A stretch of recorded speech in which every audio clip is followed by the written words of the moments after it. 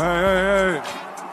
Alright, as NBA preseason action continues on, I got words today about the Detroit Pistons and the Phoenix Suns based off of the game that they played a couple of days ago.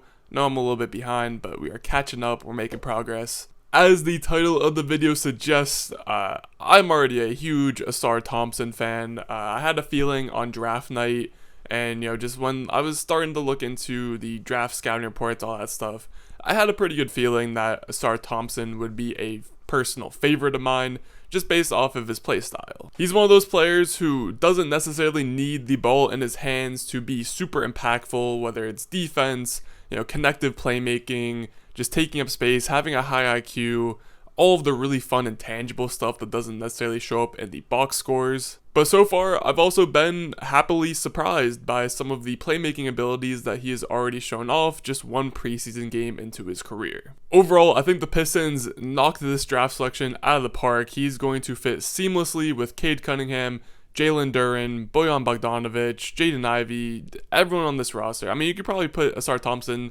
on any team in the league and he would be a pretty good fit. Again, he can handle the ball, he can pass, he's good on backdoor cuts, he can play really solid defense. He even had this one play on Devin Booker where he completely just ripped the ball from him on the drive. The only real question mark in his game right now is his shooting, which hopefully he can improve on once he gets settled into the league more, but I'm not really too worried about that stuff yet. Outside of that, it was really fun to see Cade Cunningham back on the court. Obviously, he had those scrimmages against Team USA. That was the first time we had seen him play basketball in almost a year, and it was really nice to see him then. It was nice to see him now, even though those mid-range shots were not falling at all in this one. He just has a level of confidence, and he seems like such a leader already for this team that I think the Pistons will be in good hands. Maybe not this year. I don't know if the record will show it this year, but with Cade Cunningham at the helm, I think this team is going to be dangerous down the line. We also got to see more of the Cade Cunningham and Jalen Duren pick and roll. We got a quick brief glimpse again during those Team USA scrimmages, but here we actually got it in a real NBA team setting, and this is going to be a really, really tough action to stop. Not only do you have Cade Cunningham, who is great at handling the pick and roll, can pull up for the midi, can get to the rim, can shoot the threes, can dish the ball to the big, but then you also have Jalen Duren, who, again, super young, second year in the league, but he's already shown tremendous flashes of being able to go up and get lobs, finish around the rim in general. He's also great at passing in the short roll, if Cade Cunningham hits him off the slip or the screen. Even if you don't necessarily believe in Jalen Duren as a player just yet, I think one of the most notable things that at least I noticed from this game is just the difference in how the five people on the court for the Pistons play when it's Jalen Duren at center versus their backup options in James Wiseman and Marvin Bagley. It's literally like two totally different teams out there when Jalen Duren is off the court. And speaking of that backup center battle, I know it's been on the minds of many Pistons fans, especially the ones I see on Twitter. My 2 cents, I'm team Bagley over James Wiseman. I just think Bagley offers a bit more. Wiseman just questions himself on the court, it seems like. He's always a step slow. He's kind of a black hole. The ball stops when it gets into his hands, and I don't know. I want to see James Wiseman succeed, but at the same time, Marvin Bagley just seems like such a better option for that backup center spot right now. Maybe he'll prove me wrong, though. Who knows? As for the rest of the Pistons, Jaden Ivey looks like he's ready for a nice little year 2 leap.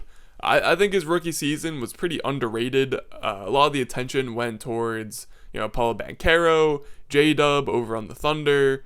And again, Jaden Ivey was right up there with them for the most part and just did not seem to get any attention. Probably because he was on the last place Detroit Pistons, but he deserves love too. And then my last point, for those of you who have been watching my videos for a while now, you guys will know I've always been a huge Killian Hayes supporter, and I will never stop being a Killian Hayes supporter. But at the same time, I have to say it is what it is with Killian Hayes. He's still a decent player. I know he's fighting for that backup point guard spot right now for this team, but with guys like Monte Morris, they just drafted Marcus Sasser. I'm just not sure if he's shown quite enough that he's going to be able to hold on to the spot, and maybe that's a good thing. Maybe Killian Hayes joining a new team, getting out in free agency, finding a new spot where he can get a new role, re-identify himself. Maybe that is just what he needs. to finally take that next step, because so far it just does not look like it's happening for the Pistons. As for the Phoenix Suns, I really don't think there's much to talk about here. They blew the doors off of the Pistons in the first quarter of this game. I think they dropped like 46 or something, and they did it pretty effortlessly, which is probably the scariest part about all this. But yeah, so far, the three-headed monster of Booker, Beal, and KD, they're as advertised. It's pretty scary considering that they can run actions with two of them and just have the third guy just chilling on the weak side, and you almost forget that they're there. Obviously, health will be a major factor in this, but I would not at all be surprised if the Suns team tests the record for best offensive team in NBA history, offensive rating wise or whatever metric you want to use, because again, there's just so much scoring potential on this team, even just between those three guys. I'm still not sold on the Jusuf Nurkic trade, but I will admit that he is a better fit than DeAndre Ayton for this squad. He had this one nice play. If you follow me on TikTok, you probably saw it already, but a nice little backdoor cut to Kevin Durant.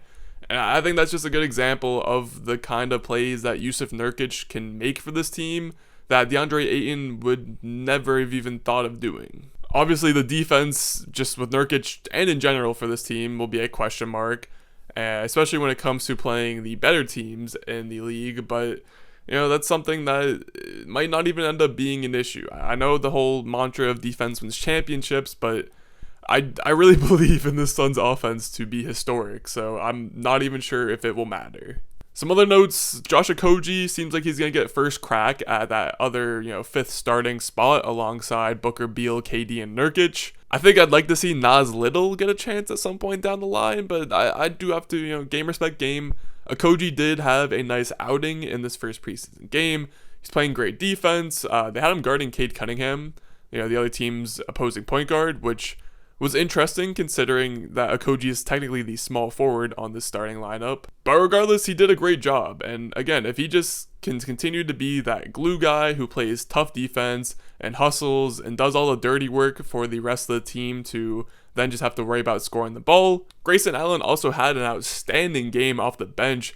He looked more aggressive than he did when he was with the Bucks, which will be an interesting thing to monitor because he does have some scoring talent to him. If there is a case where the Suns are maybe one of their top three guys is hurt, or they want to get some minutes resting for them, then maybe Grayson Allen could step up and be an important piece off the bench for them, which is kind of a crazy thing to think about. And the last point I want to make, because backup point guard for the Suns was an issue I highlighted this later on this offseason with some recent videos. And it was interesting to see that it seemed like Eric Gordon was kind of taking over that backup point guard role. I assume they'll address it at some point during the season, but I did find it interesting that they essentially just said, you're the vet on the bench, put the ball in your hands, go make plays. I've never really thought about Eric Gordon as a potential point guard candidate just because he's never been like the craziest playmaker or passer in general, but he does have his moments. He's not terrible. He knows how to move the ball. He's been in the league for, like 13, 15 years now, so. But that's about it from this one. Again, Ausar Thompson, if you haven't, hopped on the bandwagon yet, I would urge you to get a ticket and hop on because I just think he's going to take off at some point. He is an incredible player, and he's going to be fun to watch. And so will the Suns offense. Again, if you're ever in need of entertainment on a night where the Phoenix Suns are playing basketball, just turn on the game, grab some snacks, and just enjoy it because it's going to be offensive bliss over in Phoenix. But that's enough from me. Hope y'all enjoyed the video. As always, like, comment, subscribe, all that good stuff. And I will see y'all in the next one.